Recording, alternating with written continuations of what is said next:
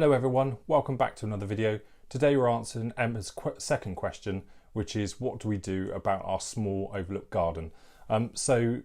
Interestingly, a few years back I worked in central London, and one thing that you have there is lots of small gardens that don't have a lot of light, and they had to be quite creative with what they did with them. So often the simplest and best thing to do is keep it plain and simple, which is you may have just a small patio area and a run of grass, and very narrow and small borders, and make use of pot plants, that sort of thing, but try and keep it very simple in terms of maybe one lot of decking and one lot of grass rather than lots of different things, too many things going on in the one space.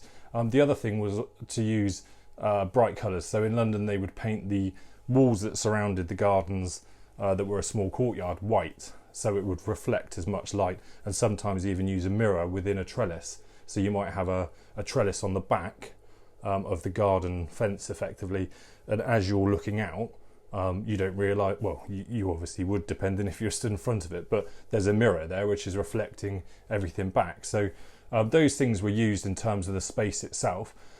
As far as it being overlooked, I've had my previous garden which was similar to this, and we built a pergola at the back and then had tall bamboo.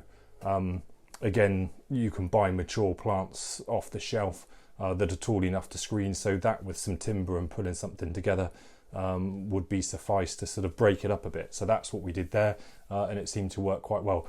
Bamboo, I would suggest potting it and then planting it, unless you get the variety that doesn't tend to spread, because that was another lesson learned in the past, it tends to spread. So, but that's my tips for that one. So Emma, hope that helps, and we hope to speak to you soon. On to the next video. Thanks very much. Bye bye.